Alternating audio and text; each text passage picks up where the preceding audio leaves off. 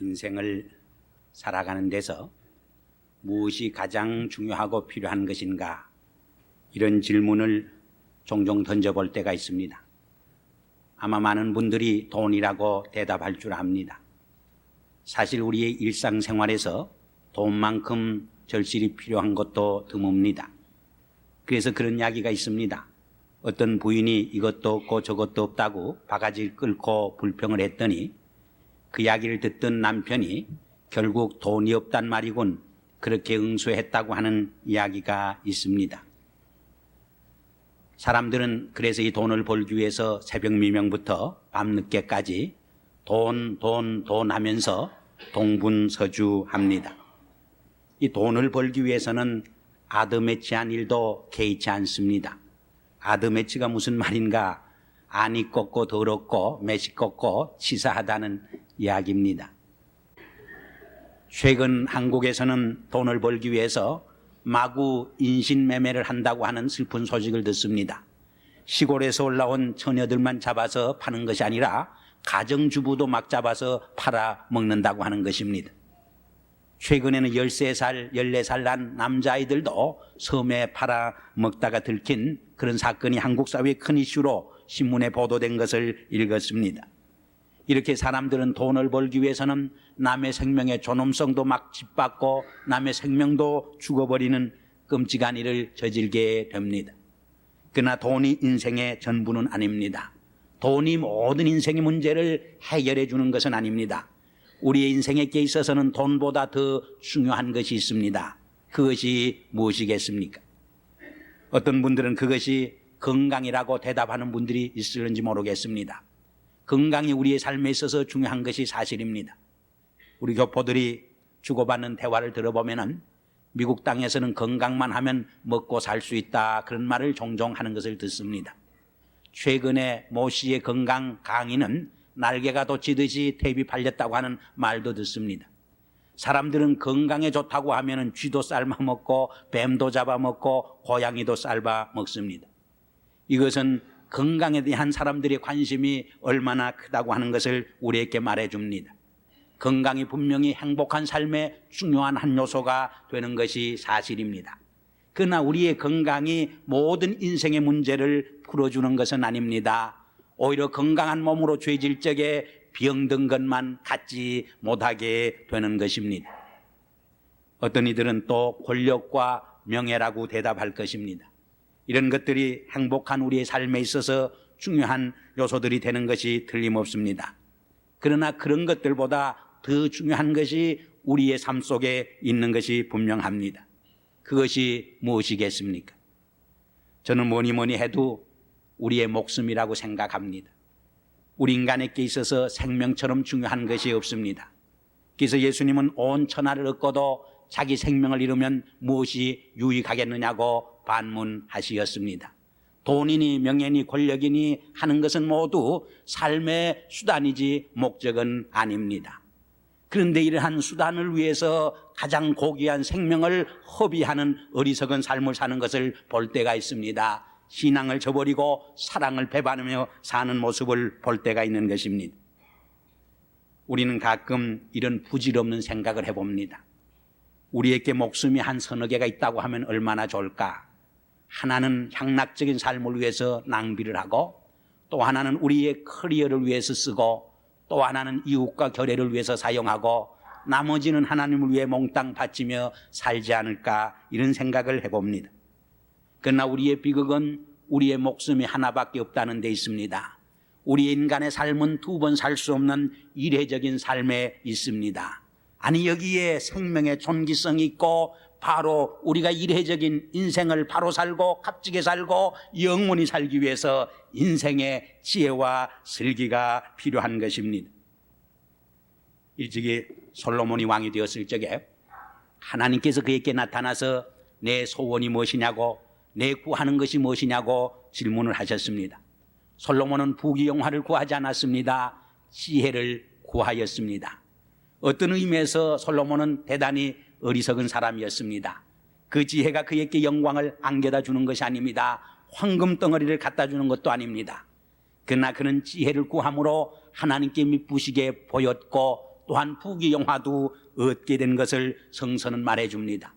바로 여기에 솔로몬의 슬기와 지혜가 있었던 것입니다. 성서는 어떤 의미에서 이러한 앞서간 성도들의 경험한 인생 체험과 신앙 체험을 통해서 얻어진 추억과 같은 지혜와 슬기를 가득 채워준 말씀이라고 말할 수 있습니다. 특별히 지혜문서라고 불리우는 욥기나 잠언서나 시편이나 전도서는 참으로 귀한 지혜 말씀으로 가득 찬 것을 접할 수 있습니다. 거기 보면 지혜의 소중함을 많이 강조해 줍니다. 예를 들어서 잠언 3장 15절에 보면 지혜는 진주보다 낫다고 했습니다. 13장 3절에서는 지혜는 은이나 정금보다 더 귀하다고 했습니다. 오늘 봉독한 본문 말씀에서도 이러한 하나님의 비밀스러운 지혜에 관해서 사도 바울이 말씀을 하고 있습니다. 지혜는 지식과는 다른 것입니다. 히브리 사람들은 이 지혜를 강조한 데 비해서 헬라 사람들은 지식을 강조했습니다. 그럼 이 지혜가 무엇이냐? 한 처리는 지혜를 세 가지로 설명을 했습니다. 첫째로 지혜는 인생의 종합적인 사리 판단력이라고 말을 했습니다. 국어사전에도 보니까 사물의 이치를 밝히고 시비와 선악을 판별하는 능력이라고 했습니다. 그러니까 인생과 사물을 바로 보고 바로 생각하며 바로 판단하며 살아가게 하는 삶의 힘이 지혜가 되는 것입니다. 반드시 지식이 있다고 지혜가 있는 것이 아닙니다. 어떤 분들은 공부는 못해서 지식은 부족하지만은 참 슬기롭고 지혜스러운 분들이 있습니다.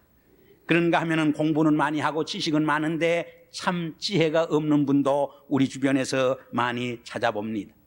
지식이 후천적인 것이라고 하면은 지혜는 보다 선천적인 은사라고 우리가 말해 볼 수 있는 것입니다.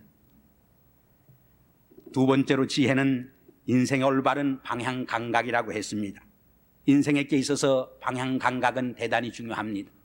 우리 개인의 삶이나 공동체의 삶에 있어서 방향 감각을 상실하면 파멸당하고 맙니다. 배가 방향 감각을 상실하고 유리방황하다가 파선을 당하는 것과 같습니다. 최근에 우리가 한국 사회에 대해서 염려를 하는 것은 한국 사회가 정치적으로 사회적으로 또 경제적으로 방향 감각을 상실하지 않았나 해서 염려를 하게 되는 것입니다. 세 번째로 지혜는 삶의 조화와 균형 감각이라고 했습니다. 삶의 조화와 균형이 깨어질 적에 삶의 리듬이 깨어지고 온갖 불행과 갈등이 우리의 삶에 찾아오는 것입니다. 이것은 개인의 삶뿐만 아니라 한 민족 공동체의 삶이나 한 사회의 삶에서도 마찬가지입니다. 그러므로 동서고금을 막론하고 행복의 원리를 강조할 적에 이 중용의 미덕을 더하지도 아니하고 덜하지도 않은 중용의 미덕을 강조한 것을 우리가 엿볼 수 있게 되는 것입니다. 음식이 좋지만은 너무 많이 먹으면 과식이 됩니다. 또 덜 먹으면 영양실조에 걸립니다. 운동도 마찬가지입니다. 인생 만사가 꼭 같은 것입니다. 바로 여기에 더하지도 아니하고 덜하지도 않은 숭늉의 미덕이 필요한 것입니다. 잠언 저자는 나로 하여금 가난하게도 말고 부하게도 마옵소서 기도했는데 바로 그것이 숭늉의 미덕을 추구한 슬기 있는 기도의 내용이라고 말할 수 있습니다. 그러나 사도 바울은 오늘 본문에서 이러한 보편적인 인생의 지혜를 설명하기보다도 더 높은 차원의 하나님의 비밀스러운 지혜를 논하고 있는 것입니다. 그것은 하나님의 비밀 속에 감추어진 지혜입니다. 그는 이 지혜를 두 가지로 설명을 하고 있습니다. 하나는 세상 혹은 세상 관원에 속한 지혜요, 또 하나는 하나님에 속한 하늘에 속한 지혜라고 설명을 합니다.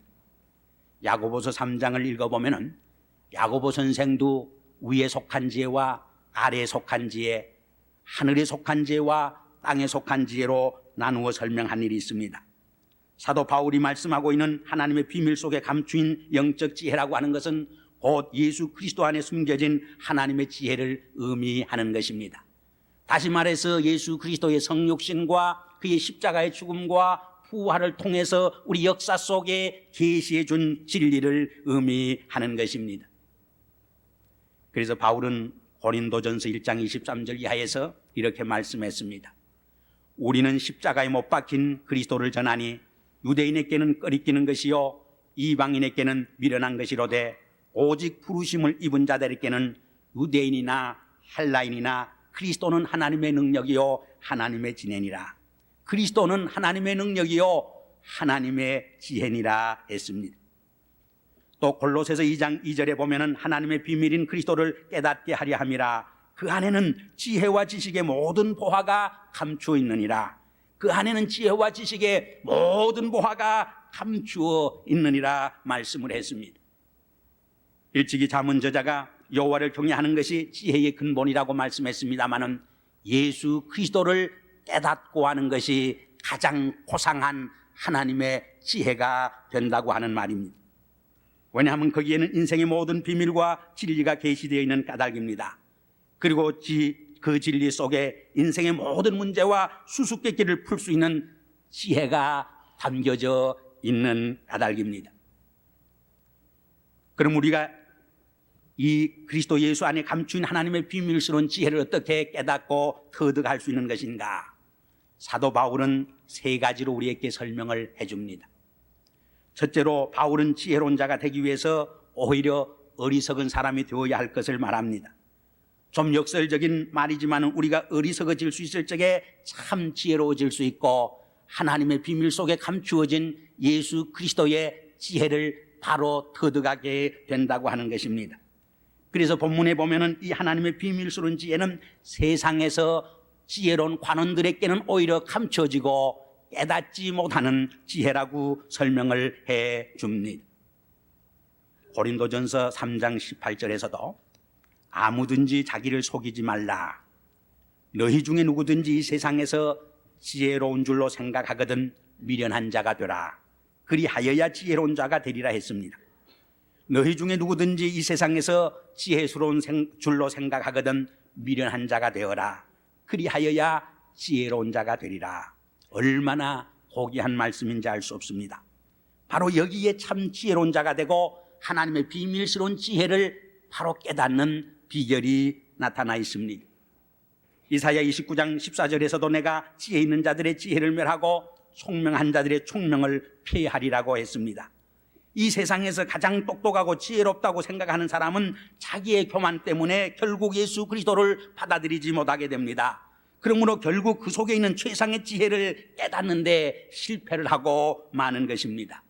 그러나 오히려 세상에 미련한 사람들은 겸손으로 이 진리를 받아들임으로 참 지혜를 깨닫고 터득하게 된다고 하는 말씀인 것입니다.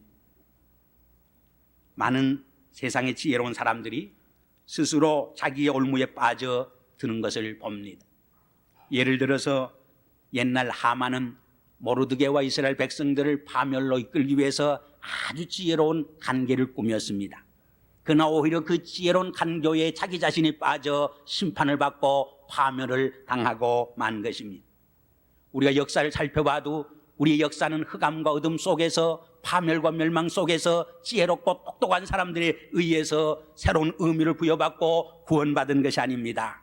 오히려 자기의 시간과 재물과 생명까지 아끼지 아니하고 버릴 수 있었던 그러한 어리석은 사람들에 의해서 오히려 구원받은 것을 역사는 우리에게 말해주고 있는 것입니다. 허드슨 테일러의 삶이 그러했고 슈바이처의 삶이 그러했고 손양원 목사님이나 주기철 목사님의 생애가 그러했습니다. 아니 예수 그리스도의 생애가 바로 그러한 생애였던 것을 우리는 성서에서 읽는 것입니다.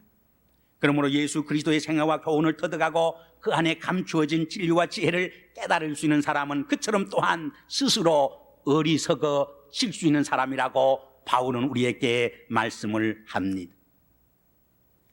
한 2년 전 일입니다. 윌리엄 머피라고 하는 분은 웰피아를 타먹던 가난뱅이였는데 하루아침에 백만장자가 되었습니다. 그 이야기의 내용은 이렇습니다. 어느 날 주일 아침에 지갑을 하나 주셨습니다. 근데 그 지갑 속에는 6장의 복권이 있었습니다. 그런데 그 중에 한 장이 765만 불 복권에 당선되었습니다.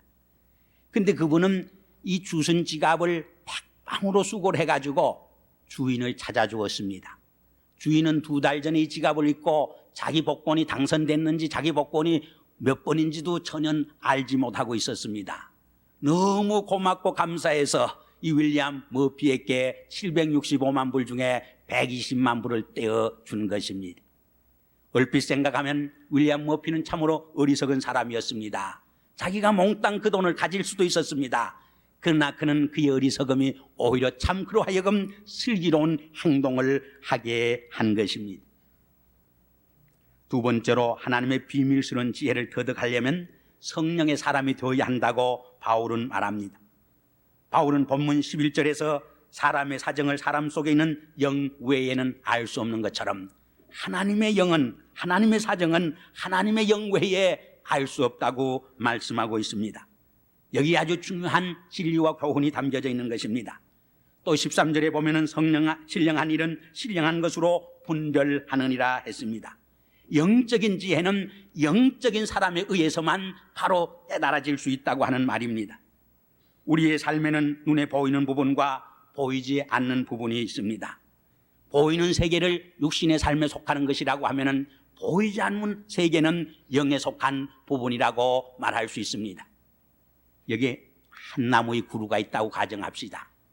땅 위에 보이는 부분도 중요하지만은 보이지 않는 뿌리 부분이 더 중요합니다. 그 뿌리가 있기 때문에 생명력을 가질 수 있습니다. 나무의 구실을 감당할 수 있습니다. 꽃이 피고 성장하고 열매를 맺을 수 있는 것입니다.